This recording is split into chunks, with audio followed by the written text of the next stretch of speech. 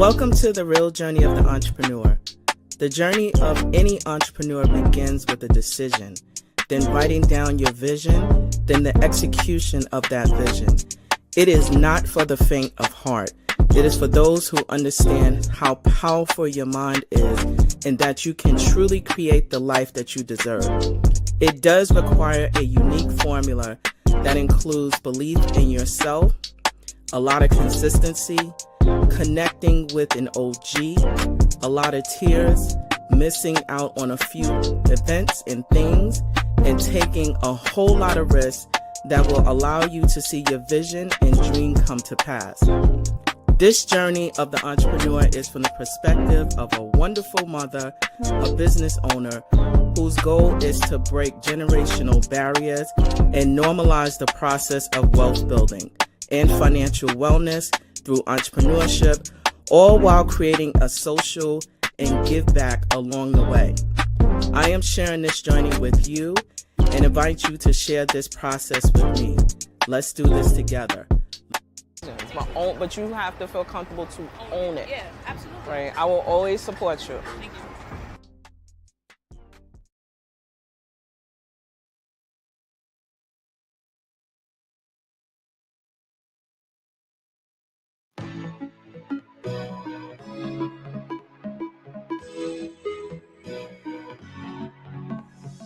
Welcome to our fourth annual Full Circle Business Project.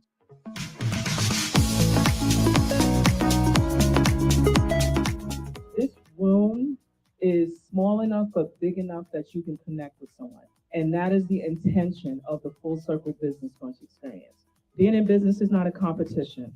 We all can win at all levels.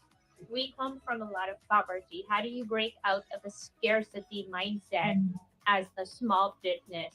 If you keep it positive, positive will always keep you. The idea that I'm always broke, I never have enough money. You can easily say, I don't have enough money yet. And that changes how you then move forward with your next financial decision. I'm here to help educate you all on things that you may not have known about, because we find that there's a lot of suffering that goes on when people don't know about stuff. When you're entering into a business relationship, it's still a relationship. So you want to maintain a good rapport with whoever it is that you're transacting with. You're hiring an attorney to not only protect you, but to also be the bad guy in certain situations. We can help you connect to people who are looking for jobs. We have 200,000 people in our job bank. We're here to help the businesses out there. We're doing really the heavy lifting in our economy. This is my fourth time attending this event. Each year it gets better and better. And it's really inspiring to see what she's doing for the community and working with the youth. Why I wanted to start my business is because my mom was working too hard, right? I want to have my own business, my own clothing to wear on the street. This is an amazing event with lots of knowledge for business owners, business starters, and just who's thinking about getting in the industry. Hope this continues to be an annual event for those who want to learn more about business and get into the business space. Thank you for being a part of this transformational experience. A brighter day tomorrow will bring. Oh.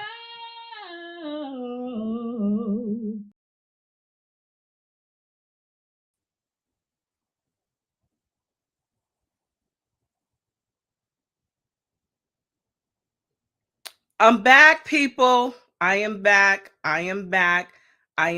Welcome to another episode of The Real Journey of Entrepreneurship. My name is Anita Pearson. I am your host, producer, founder, and also the CEO of 11375. And I want to tell you that there's a lot happening, but I hope that you are able to find some joy, nourishment, love, peace throughout this whole process, right? Because I'm going to tell you, guess what?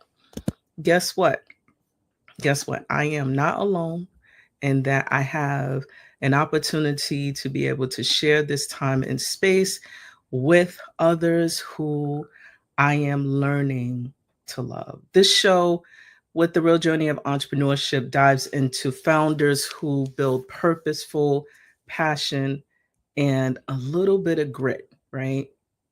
But also not just grit, but also just trying out new things. And today's episode is going to be a very, very sweet one. Literally, right? Literally. I cannot wait to connect the dots on the video that you just saw, which is our 4th annual Full Circle Business Brunch, an annual event where we bring entrepreneurs together to share resources and connect them to their business needs. And my next guest was one of the vendors, so surprise vendors that was there. And I'm going to tell you a little story about what happened in the midst of all the madness of that day.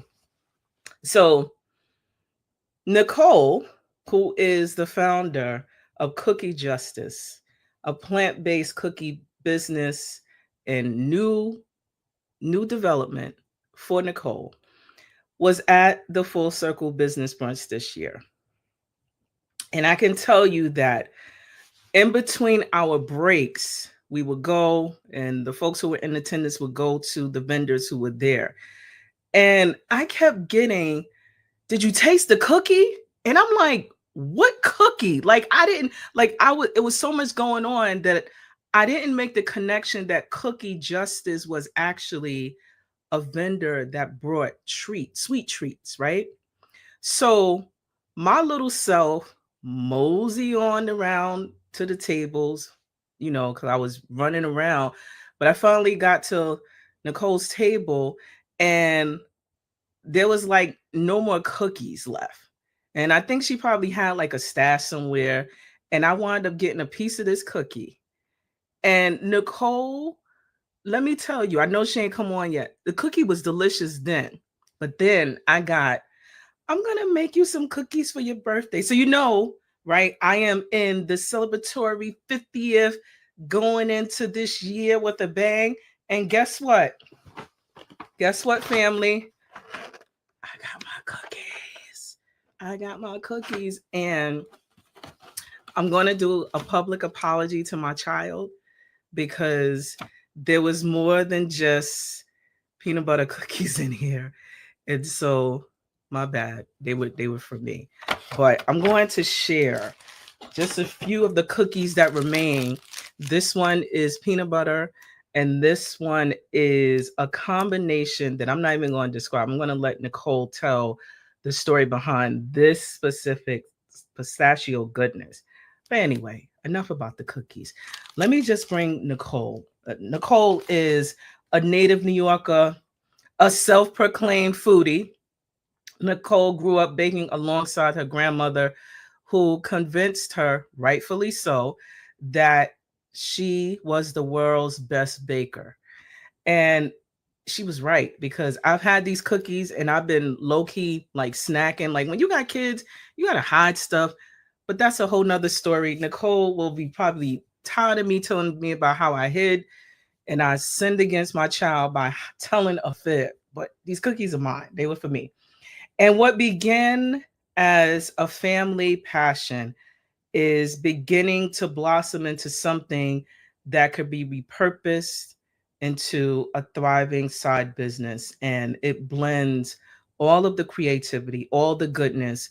And I don't want to keep Nicole to myself. So I'm going to just bring Nicole up.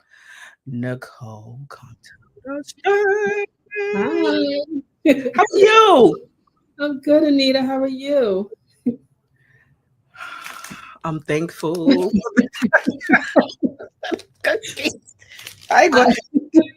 I'm thankful for the cookies, and I've been hiding them. So I'm in trouble. That's okay. So I'm so glad to have you here, Nicole. I am so excited to learn more about your passion. So before we launch into all the goodness, tell us about who you are, what you do, and what is something that people will find interesting about who you are in your bio. So, as you said, my name is Nicole Fox. I am a native New Yorker. I grew up, born and raised in Queens.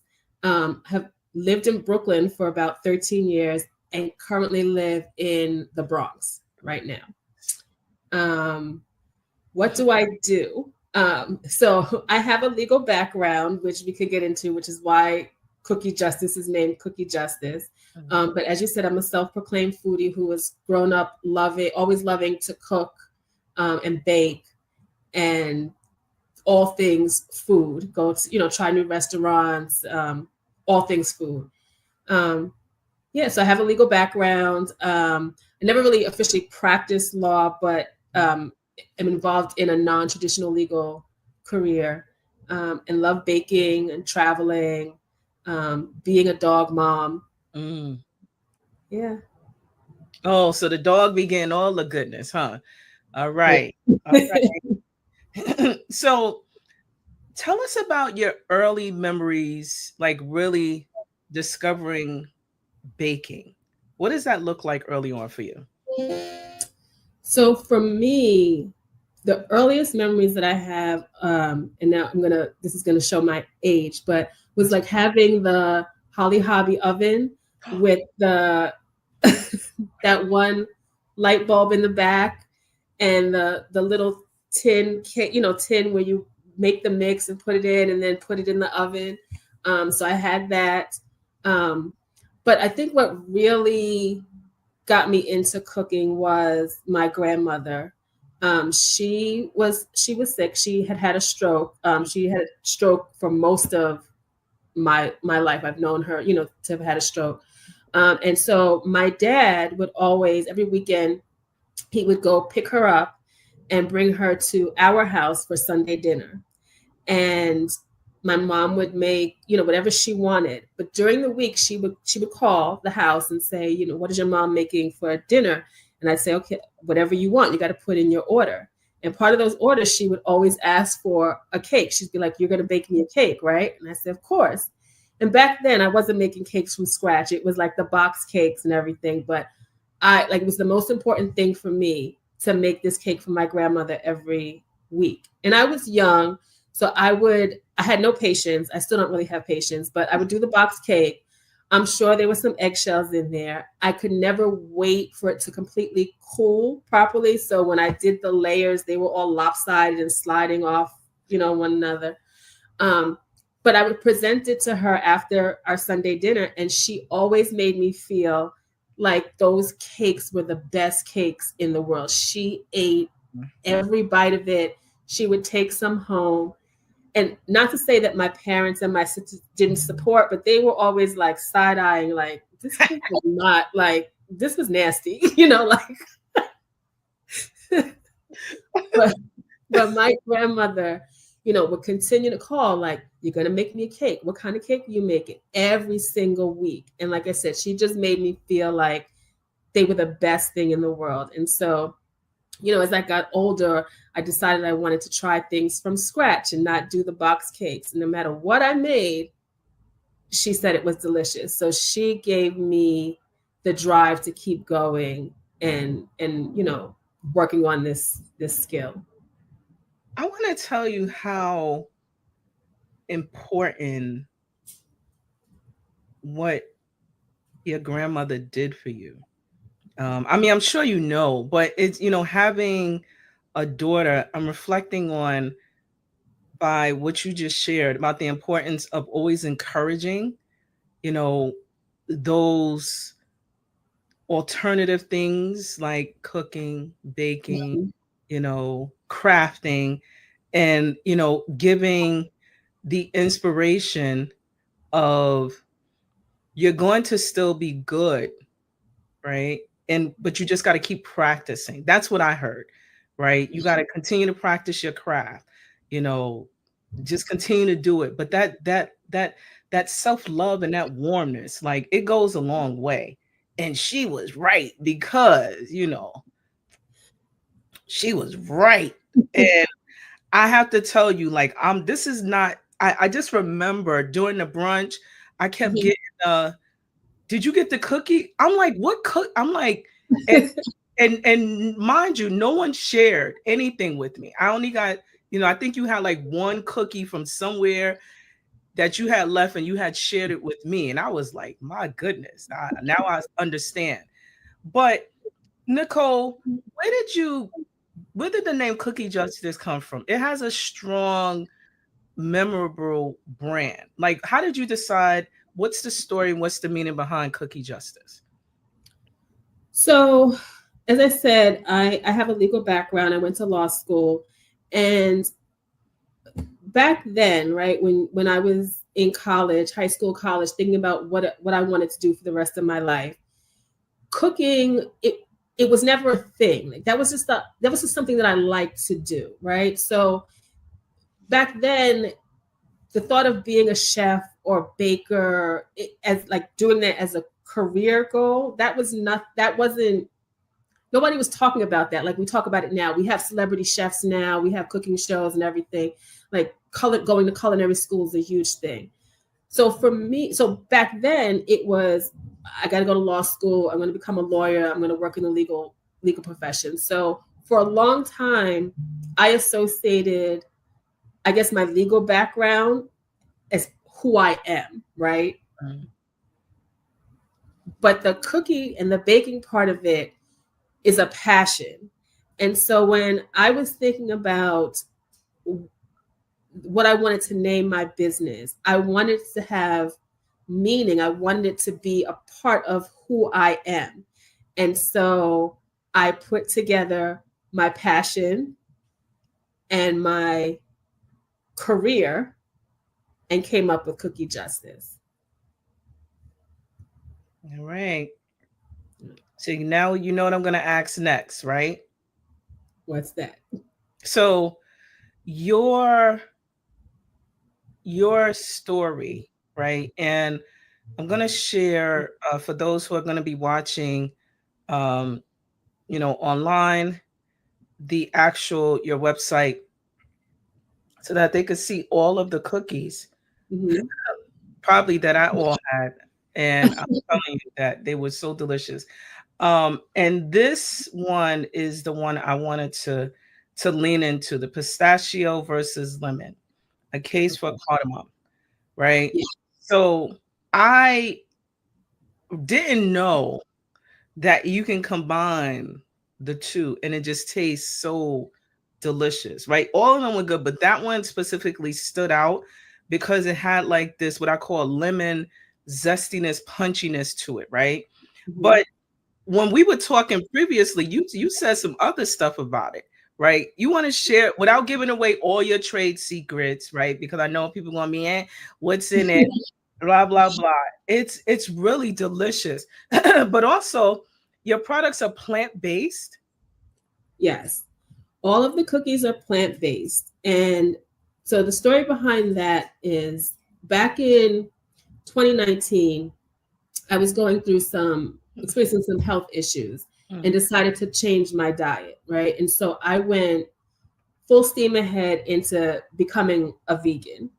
And as part of that process, I was going out to new cafes and restaurants, and a lot of the cafes that I was going to would offer a chocolate chip cookie, plant-based vegan chocolate chip cookie as dessert, or instead of a bag of chips, you can do a chocolate chip cookie. Mm-hmm. And if I'm being honest, I didn't like any of them, and I was just like, these are gross. Like, why can't a vegan chocolate chip cookie taste good? Right.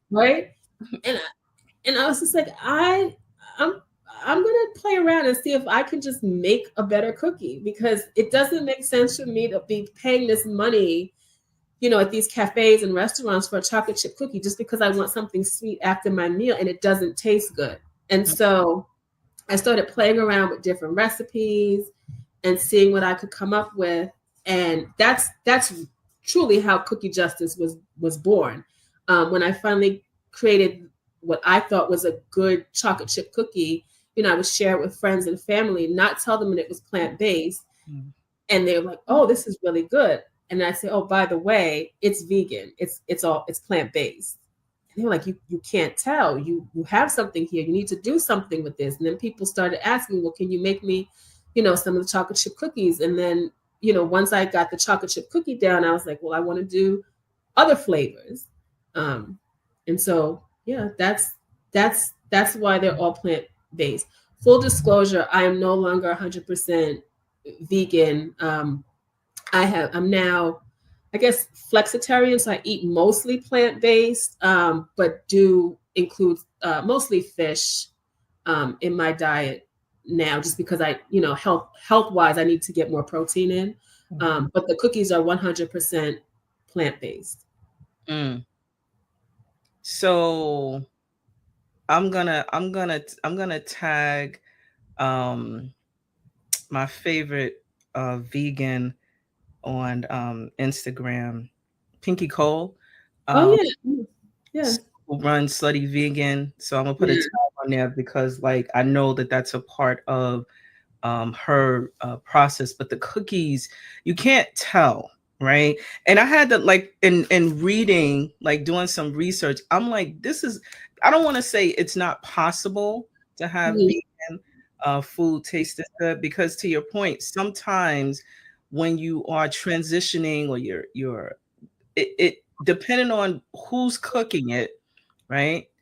And who's putting the season in it, it doesn't always taste that great. But I'm glad these taste good. And now I can indulge again now that we've seen each other again virtually. So I wanted to just share, like, because you have a number of, is it seasonal? Because I know that you have, some products that are standard, but are there some that you are continuously popping in? What does that look like for your decision process as to the cookies that we will have? So I'm still figuring that out, but the pistachio versus lemon, a case for cardamom, started out being a seasonal cookie, right? That was the cookie that I developed. It was going to be for the fall, because as I said to you when we, spoke before, I don't like pumpkin spice. I don't like pumpkin spice at all. And everybody does pumpkin spice for the fall season, right? And I thought about, okay, well, let me offer my customers a pumpkin spice cookie. But I felt like that's not me. I don't like it. And I don't feel comfortable asking people to do or eat anything that I wouldn't do or eat myself. So I was like, you know what? I'm going to do what I like. And pistachios are my favorite nuts, probably. Yeah, it's between pistachios and cashews. But anyway, I love pistachios. And I love cardamom as a spice. I love like the chai spices, cardamom, nutmeg, cinnamon. And so I was like, let me play around, see what I can do. And I came up with that cookie.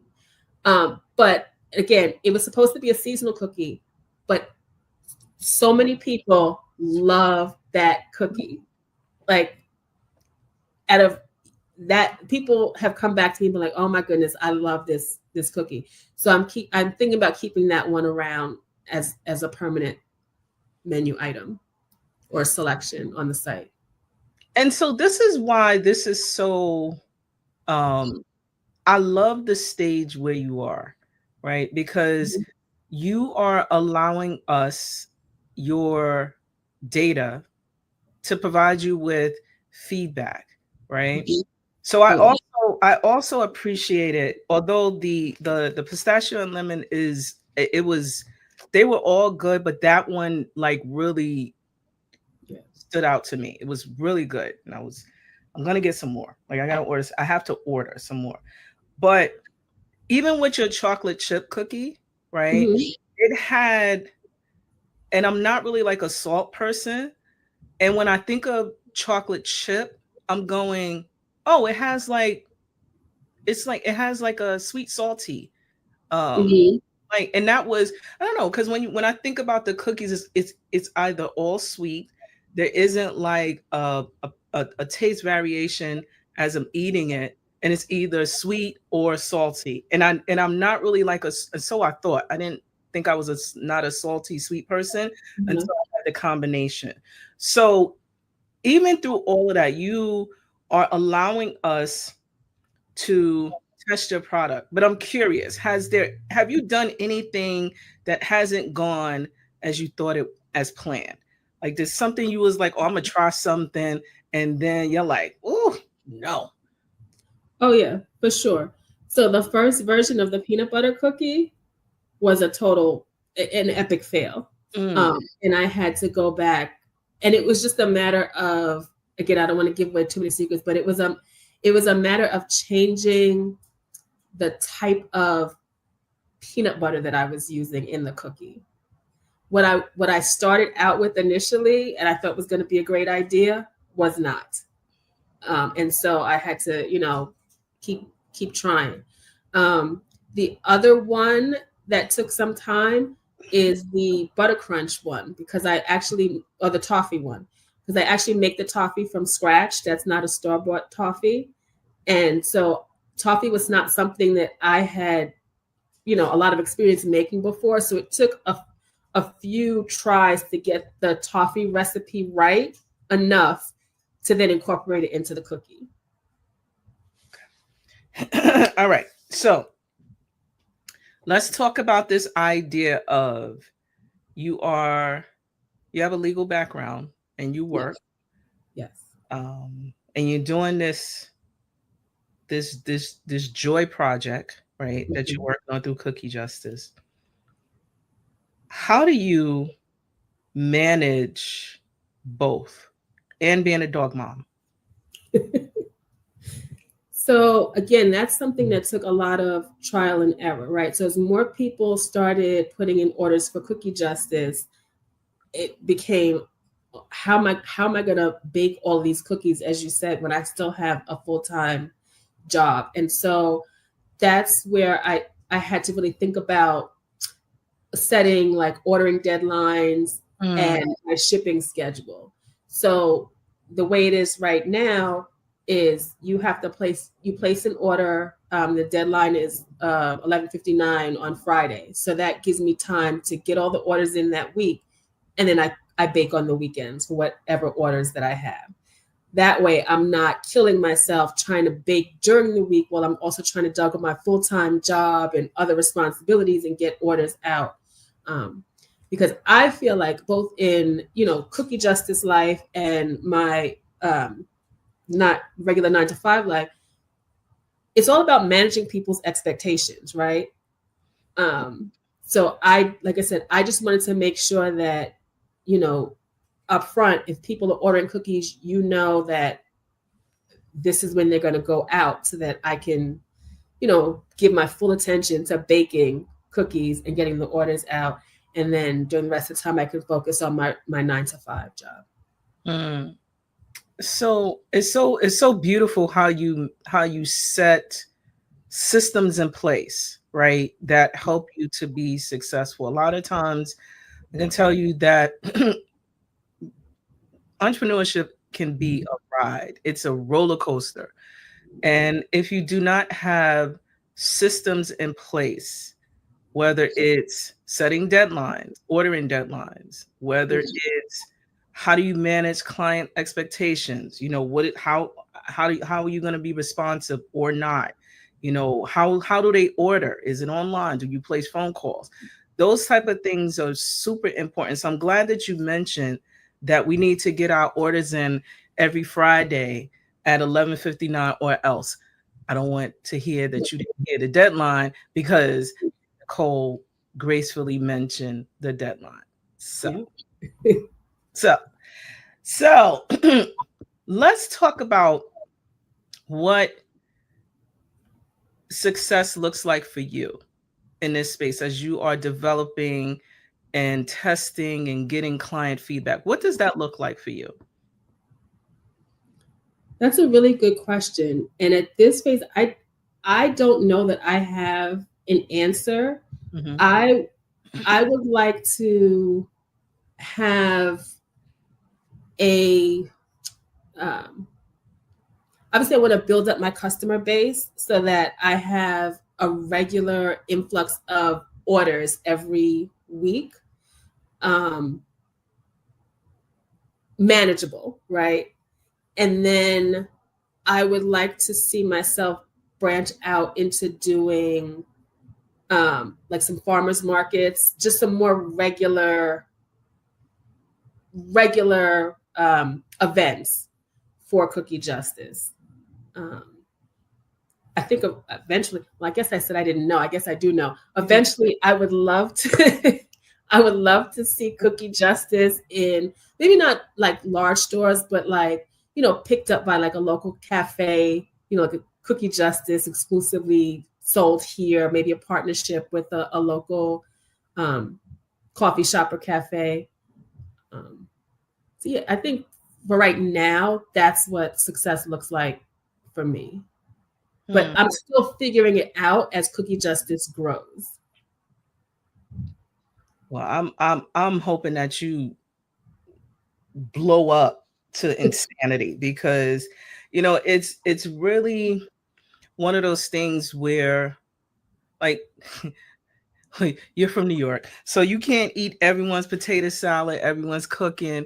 There's certain you can't, you just can't, and it's not just a New York thing. It's a cultural thing. It's like, who made the potato salad? If we see raisins in it, it's problematic, right? Automatically, it's problematic. We don't want it. So having and sharing and getting feedback. Have you gotten feedback that caused you to shift your process or one of your recipes as of yet?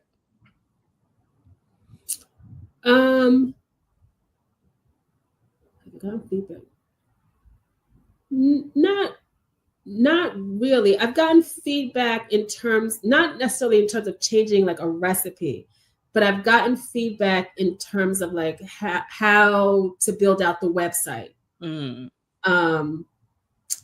I've gotten feedback about, I'm not a big social media person, so I've gotten feedback about, you know, how to build the brand on social media and developing an IG page, and I'm getting better about, you know, posting on Cookie Justice's Instagram page, but that takes effort on my part. But I've gotten a lot of feedback, you know, on those things, but not necessarily in terms of like changing a recipe.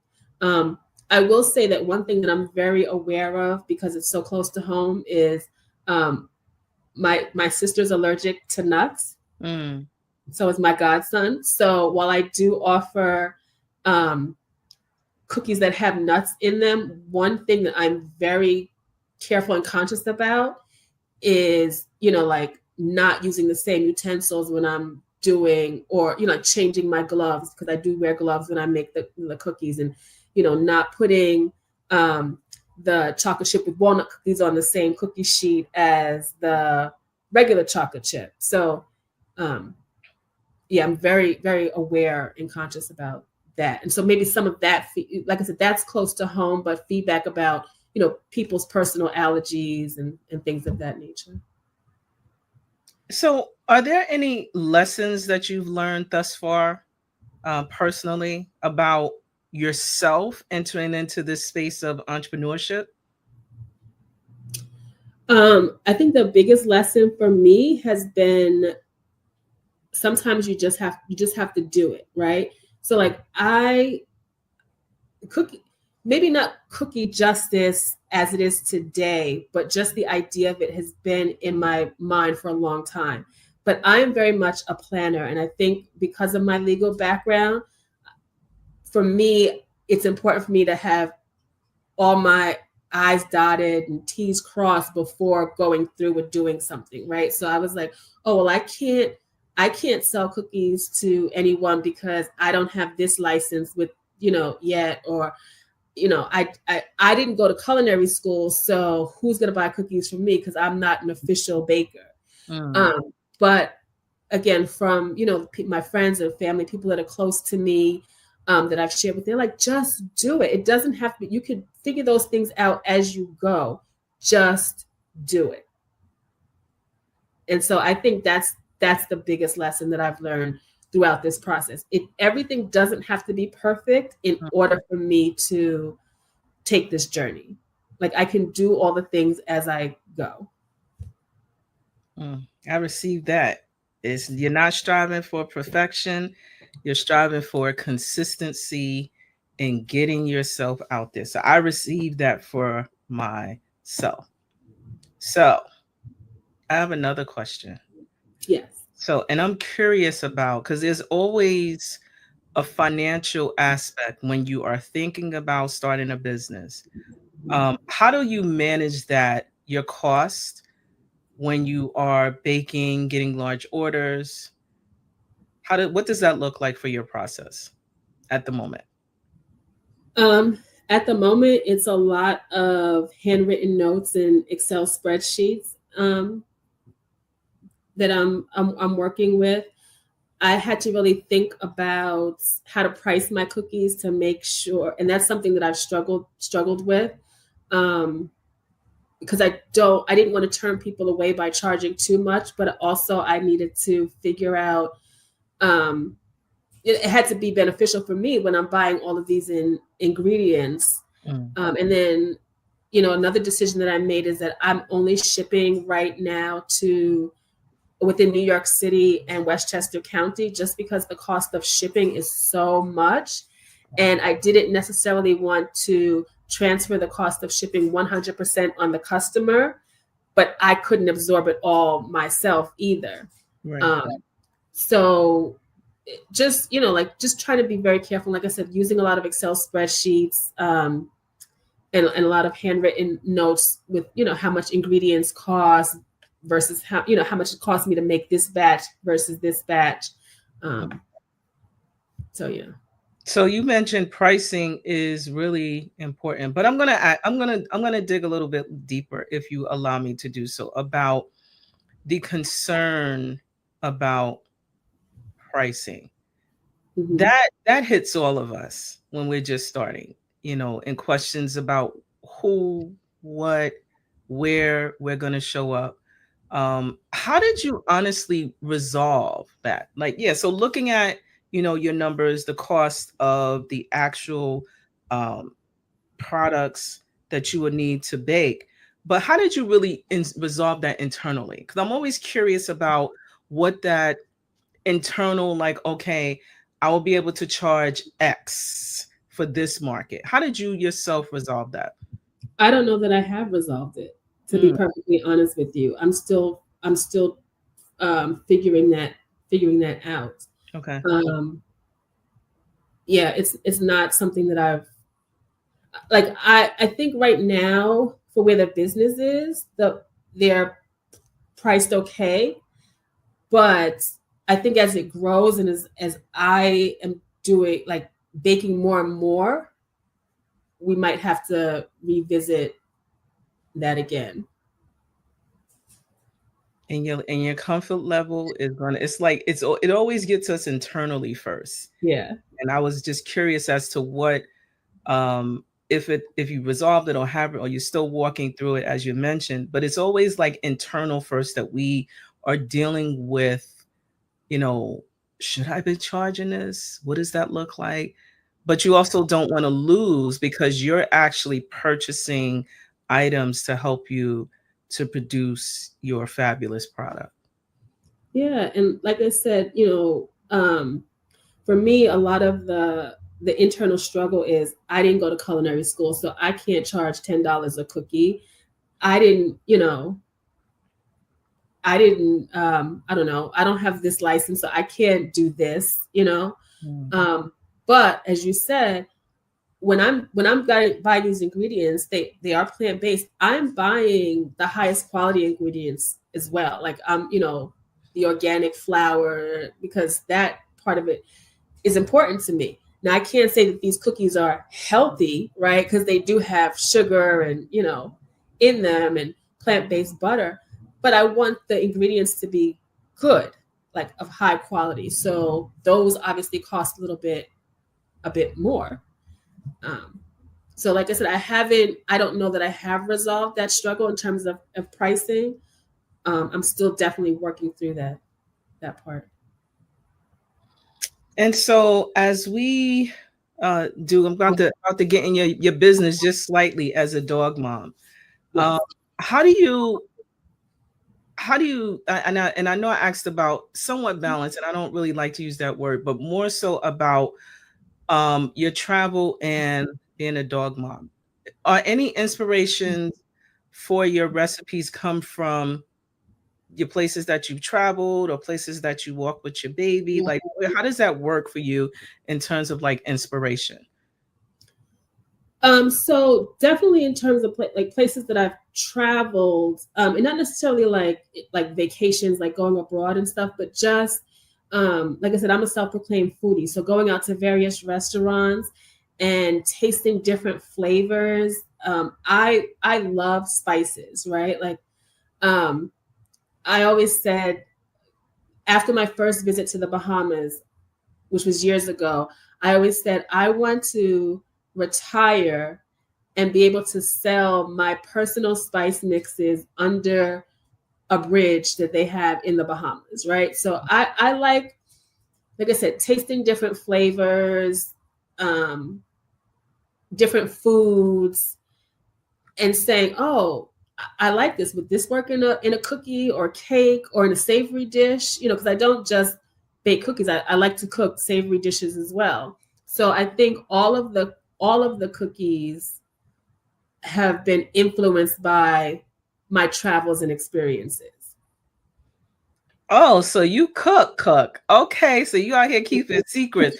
What's your favorite dish outside of baking that you like to prepare? There's not one. I couldn't, there's not just one. I like to do like everything. Like I said, I will watch a cooking show on TV and immediately like be like, oh, I got to go out and get all those ingredients right now and try this dish. And then it's like, if it is, if it's not a vegan dish, although I'm not, like I said, I'm not 100% vegan right now, but it's like, can I make this a plant-based dish? Because I do eat plant-based probably 90% of the time, right? Mm-hmm. So how can I make this better? Or I don't like this. What can I substitute that for? Like, how can I make this dish my own? I get very excited about that stuff. Mm-hmm. I love going to local farmers markets on the weekend and, you know, looking at the fresh vegetables and trying new things. I get just very excited about that. Okay, that's awesome. So as we wrap up, I told you it was going to go quickly. It goes very quickly. What advice would you offer other aspiring entrepreneurs who is interested in the culinary space and they don't have, you know, all of the things, right? Perceivably all the things that they're supposed to have, but they want to dive in. Mm-hmm. What's your recommendations? I mean, as I said to you before, the biggest lesson for me is just do it.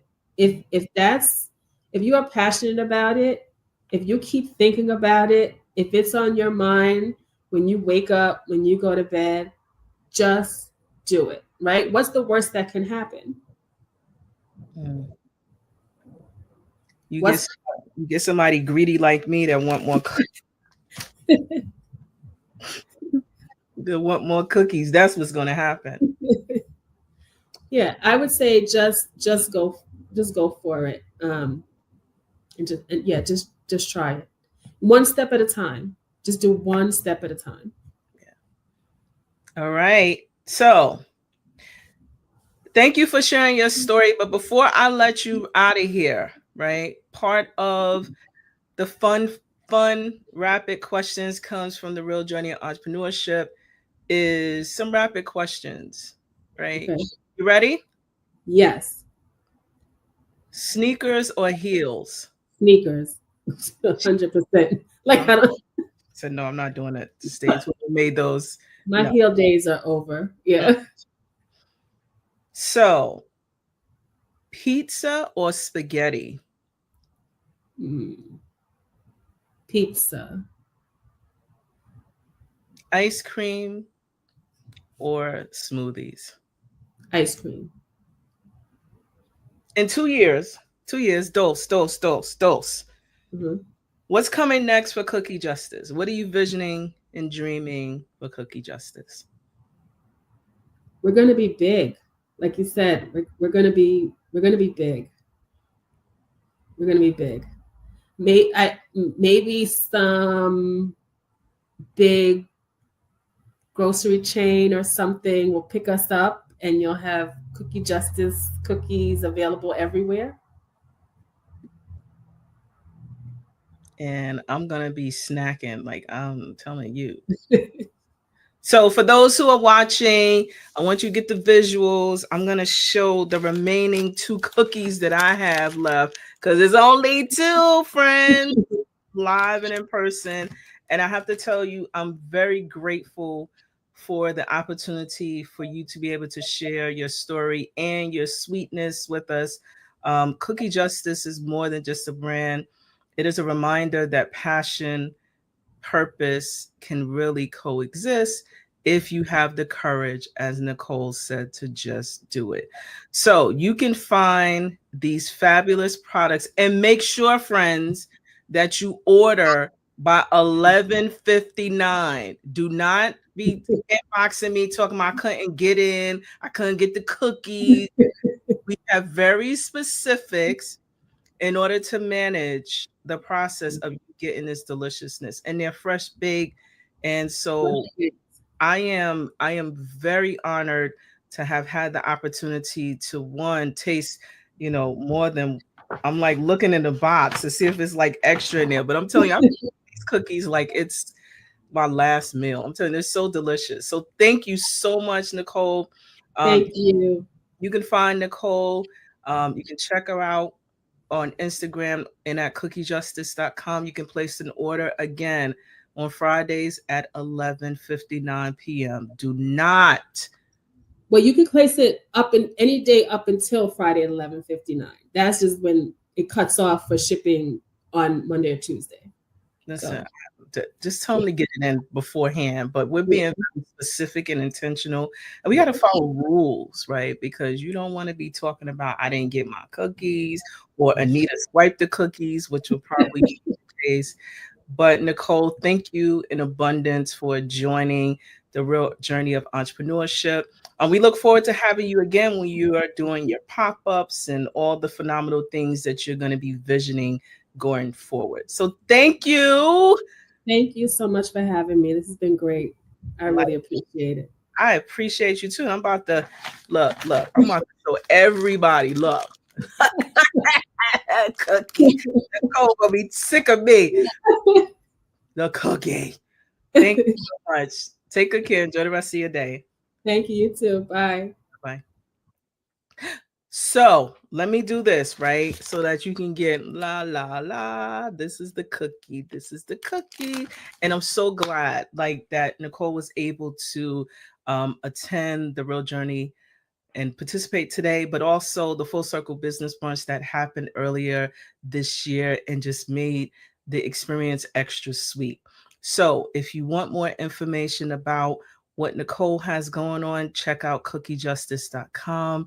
Nicole is on the social platform, so please check her out and also support, give feedback, when we're in this space and we are living out a part of our purpose and the dreams, we want feedback, honest feedback. So yes, there we go. So I want to also share that, 11375 has been very busy, very, very busy. We have an upcoming event that's coming up, which we hope that you are able to join us on Sunday, November 30th in the Bronx. I know I'm from Brooklyn, but we are engaging in the Health, Wellness, and Finance Summit for 2025 that we are going to help you transform yourself, your purpose for 2026. And it's in partnership with Solid Rock Church in the Bronx. So it is an event that we are offering to the community at no charge for you. And it is sponsored by the New York State Empire State Development Corporation. This program is generously sponsored by them. But we're in partnership with Solid Rock Church. They're going to be hosting us. And guess who's going to be there? I will be there, just providing some tools and resources along with my other speakers, James L. Motley and Jason McDonald, who are going to get us right with our health and provide us with some tools and resources connected to our finances. So that's one. But also, I wanted to also share that Wednesdays virtually, I know that we're in the space and we're going to start buckling down because the weather has shifted. Daylight savings time is here, but that doesn't mean that you cannot still build your business acumen. We had a workshop, recently, 2 workshops that covers, focusing in on government contracting within the state of New York. What does that look like? But our next session will be on December the 3rd, where we're going to be focusing in on developing a growth mindset that is specific to you, your habits, and redefining what that looks like for connecting strategies within your business. So we will have that virtually.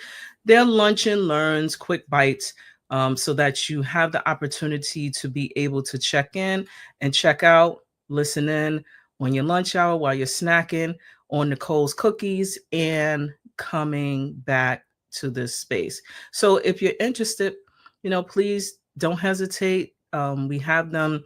The link is on our website, on our social media platforms. And also, if you scan a QR code while you're watching, you can check it out there. But also finally, is I'm always looking to interview courageous individuals who are just beginning their journey, thinking about the journey of what entrepreneurship. So we would love to have you as a guest on the show. You can scan. Don't forget to like, share, and subscribe to us on our platforms, YouTube platforms, and also on social media at 11375. And so I am, again, super grateful. I had Nicole here who was giving us some goodness, talking about all the secrets, and her cookies are plant-based. So don't forget to check out Cookie Justice at cookiejustice.com. And so guess what, friends? Guess what? I'll see you next time. I look forward to seeing you. Thank you for joining another episode of the Real Journey of Entrepreneurship. Please do not forget to like, share, and follow us on the platforms at 11375. I thank you for joining. Take good care. Bye-bye. Welcome to 11375. My name is Anita Pierce, and I am your Chief Experience Officer. At 11375, we offer strategic alignment solutions specific to you and your business goals, and also connecting everything with social impact. So if you are looking for a really amazing organization where we help you to focus your strategy and connecting it with social impact, please do not hesitate to reach out to us. We are on all the social platforms, and you can contact us at 11375.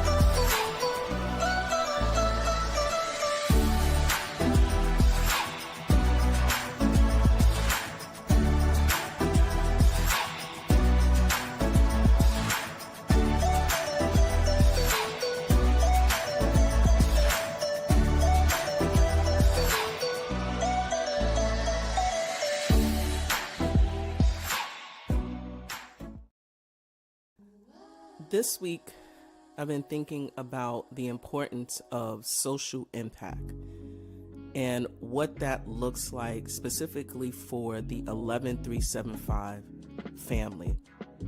Social impact for 11375 is not just something that we don't do. It's embedded in our DNA.